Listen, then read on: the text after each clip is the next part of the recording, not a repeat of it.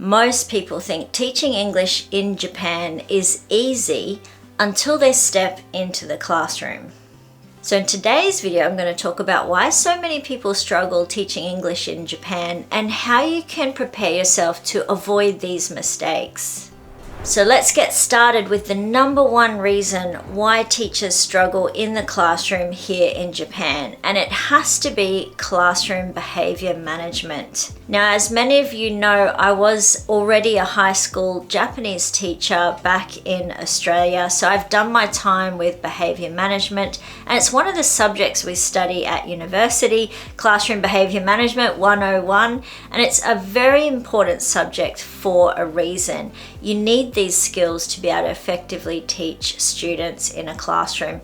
Even if it's in an eikaiwa setting, you do need to know how to manage behavior in order to have a successful lesson. Now, I was so blessed when I was learning to become a teacher. I had an amazing prac teacher, and she's gone on to be one of my very, very good friends. And her method is the method that I use, which is firm but fair.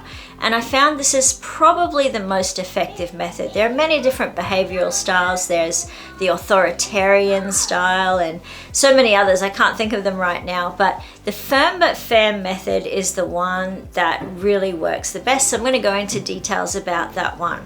By the time I myself became a high school teacher, and once I got a bit of experience under my belt, I also took on prac students myself. And one of the first things that I noticed that prac students would do in the classroom is just be a little bit too friendly with the students, overly friendly. And I used to always pull them aside at the end of the lesson and say, these kids don't need another friend. They have plenty of friends their own age. They don't need you to be their friend. They need you to be the responsible adult in the room.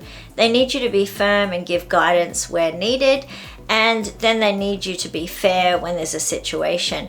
Once you become a friend of theirs, then they're not really going to accept your discipline because they think you're a pushover by that stage. So it's very important from day one to establish yourself as firm but fair in the classroom. Now, I've taught at boys' schools, all girls schools, and co-ed schools. So I've had a mixed bag of experiences. And I don't know if you recently saw that series on Netflix. It's called Adolescence.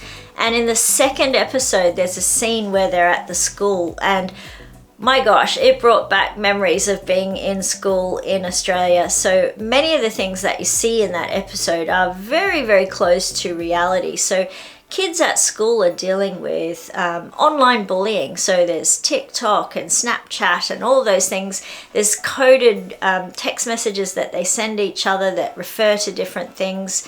You've got the in-group, the out-group. There's just so much that goes on in a day for kids at school. So when they come to the eikaiwa, and I think Japan is no different to Australia and other countries, these things are happening here as well. We'd be kidding ourselves if we thought life was a dream in Japanese schools.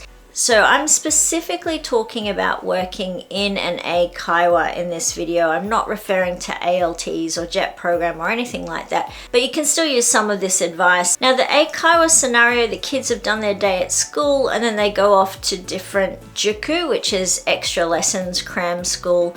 And one of them is usually eikaiwa, and their parents want them to continue their studies and get better at English. Now, the parents, just like if you were working in a private high school in Australia, the parents are paying good money for their kids to come and learn the subject that you're teaching. So I put a lot of value on the lessons that I teach because this is a paid scenario where they're paying for a service. So in the eikaiwa classroom situation, from day one, I come in with firm but fair. And that doesn't mean to be strict or hard or anything like that, but it's to make sure the students know that I'm here to do a job. That job is to teach you English. You're here to also do a job, and that job is to learn English. Anything outside of that is not okay. So that's the attitude that I walk in with, and I make it very clear from day one that that's what we're here to do. I use a routine in the classroom. So routine is super important, whatever you're doing. My specific routine that I use, it's the same for every class, and it starts off with free conversation. Then we move to our lesson, and that might be a textbook lesson. Then we move to an activity revolving around that lesson. The last part of the lesson is the reward, and that is a game. That's my bartering chip, and that's the thing that I can take away if things don't go to plan.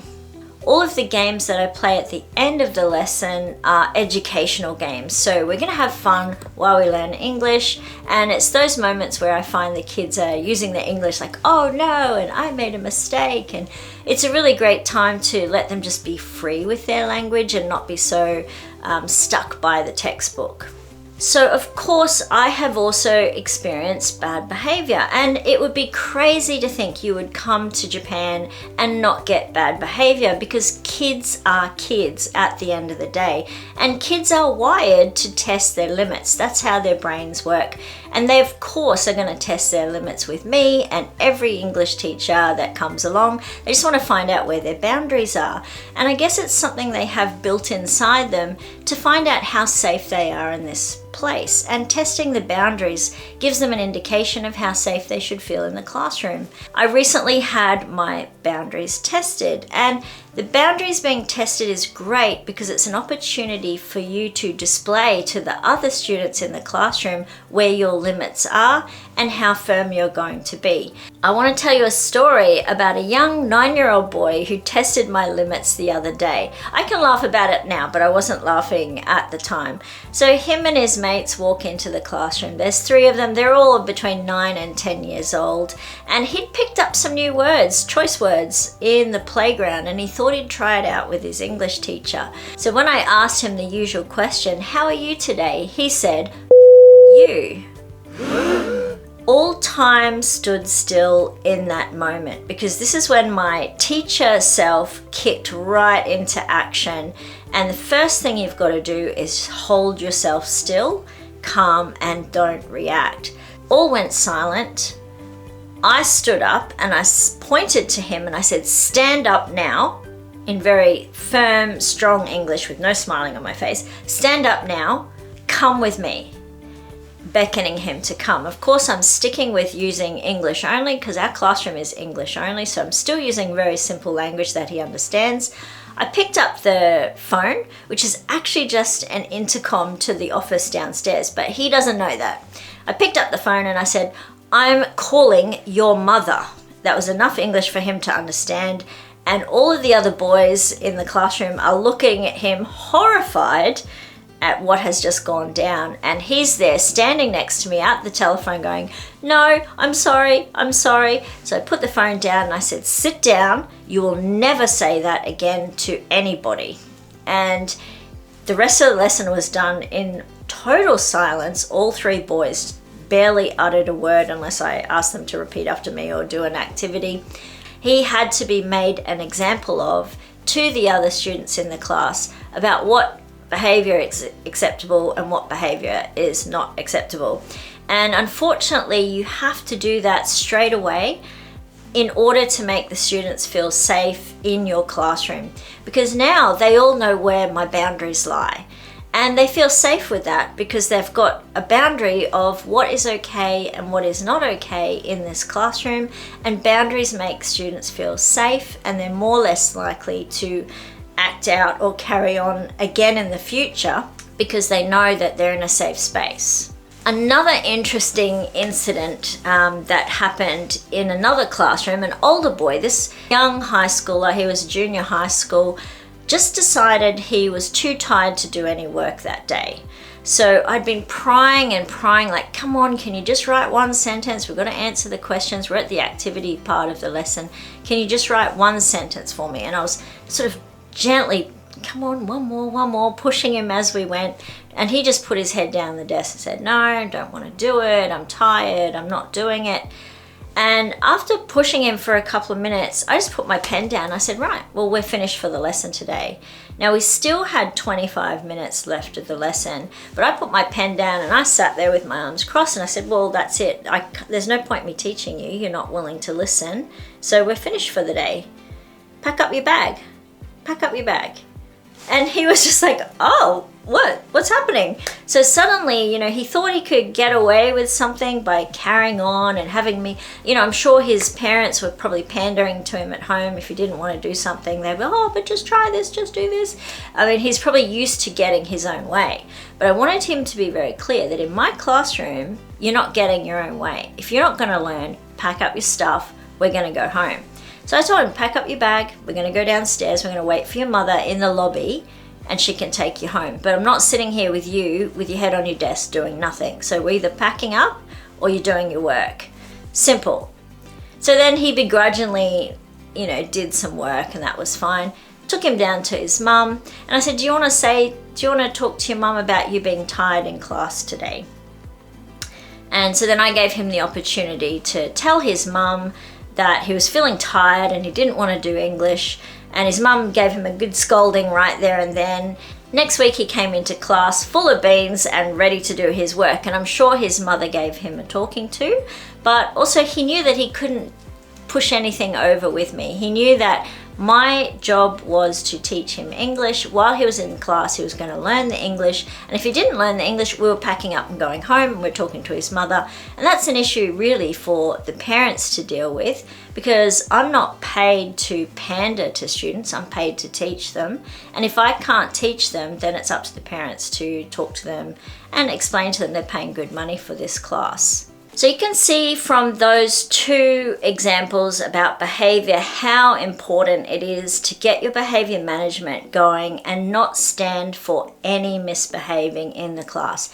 Every single little incident that you let slip by is a little reminder that you don't have control over the classroom. You have to keep that control over the classroom in order to make your students feel safe, and for also so they know that you care about their learning, because you're showing them that this is important to you, and that's why you're going to stop the class until they're also on the same page. If they're not on the same page and they really don't want to be there, that's a conversation to have with the parents, because no matter how much money they're paying, your job is not to babysit. Your job is to teach them. And if they're not going to learn, those parents need to have a talk to their students. It's not my job to have a talk to them. I'm there to provide the English teaching. So I have been at my school for just under 2 years now, and I can say those first 3 months where you're establishing yourself as the classroom teacher are the most important times to just get the students and yourselves all on the same page. And after that, life is a breeze. So the second point I wanted to talk about is expectation versus reality. And often I will do a quick lesson plan before I start. So I'll look at the grammar topic that we might be learning, and I'll think, well, what's the best way I can teach that?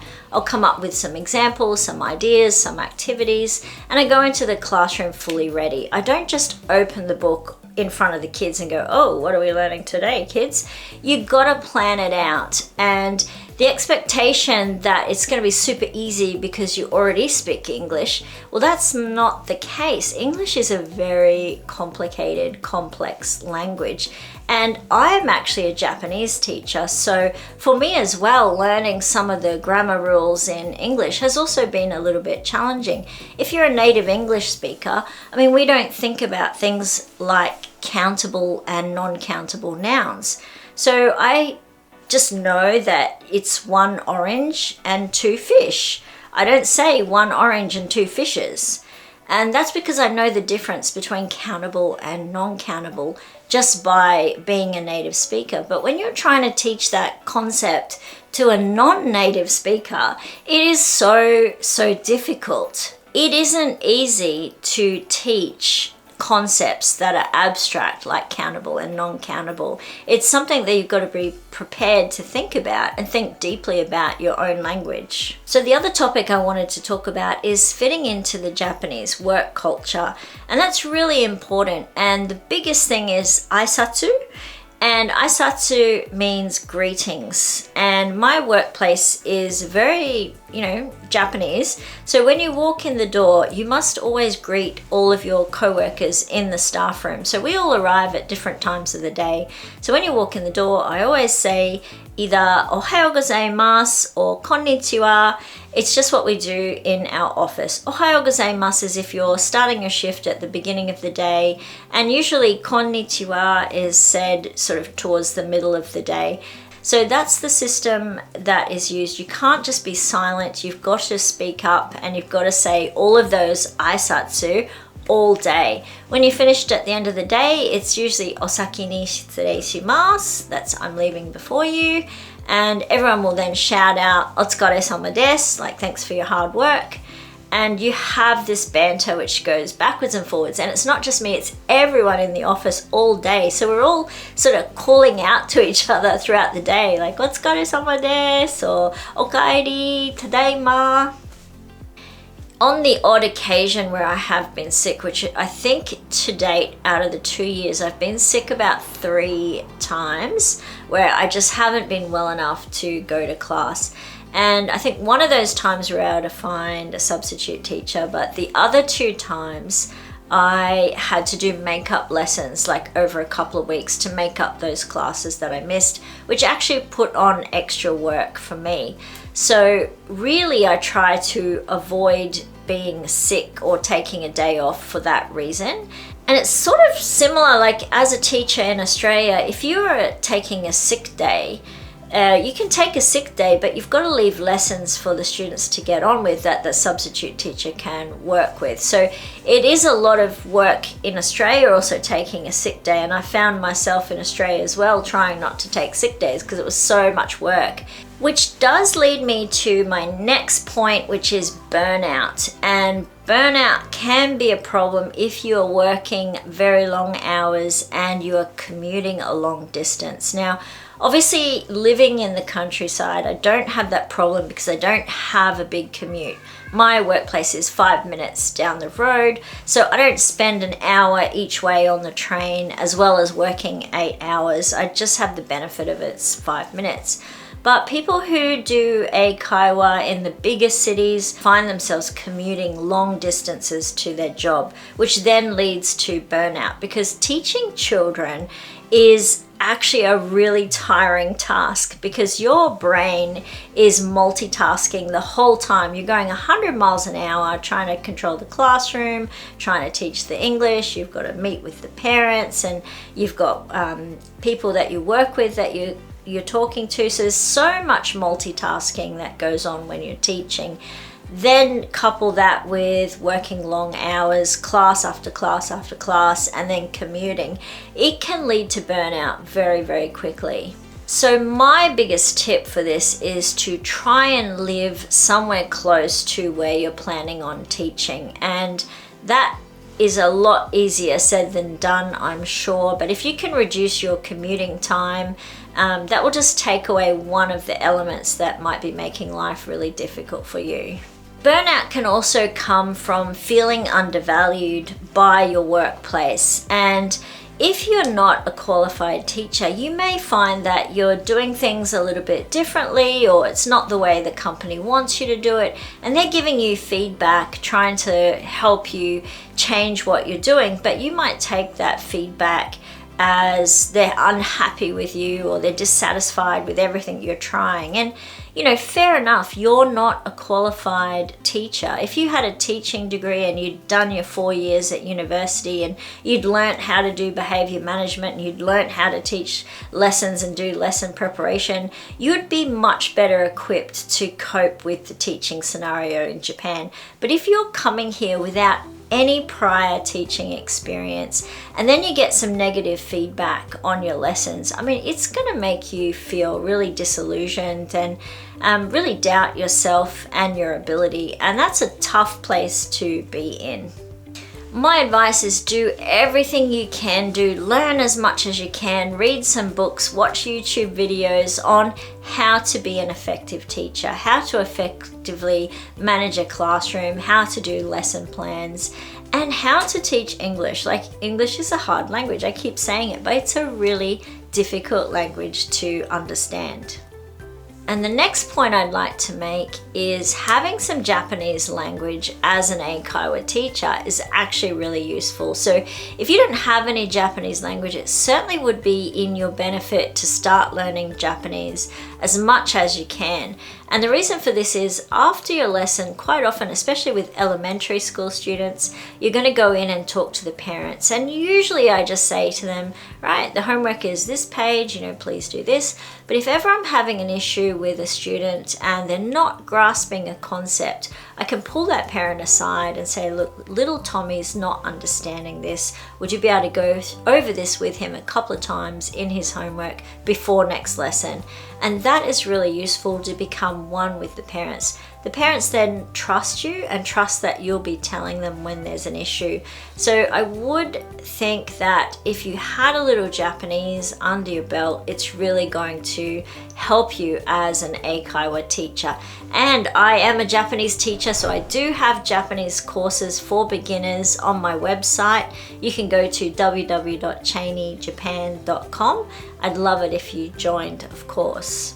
Some people have asked me, why don't I teach at a Japanese high school, seeing as I'm a qualified high school teacher? And the reason for that is I'm at a stage in my life where I'm just happy working in the Eikaiwa without all of the responsibilities of a classroom teacher.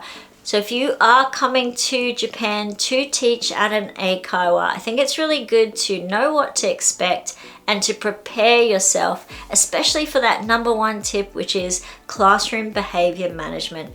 If you can get that down pat, that's going to save you a lot of pain later on in the future. Of course, there are many people who are very unhappy teaching English in Japan, and that can be for many, many reasons that I really haven't gone into here. But I wanted to give you a couple of ideas that might help you if you are thinking about teaching English, and what you can do to arm yourself best to be the best Eikaiwa teacher in your school. I'd love to hear from you in the comments. What are your thoughts on teaching English in Japan? Thanks so much for watching all the way to the end, and I look forward to seeing you again next week. Bye.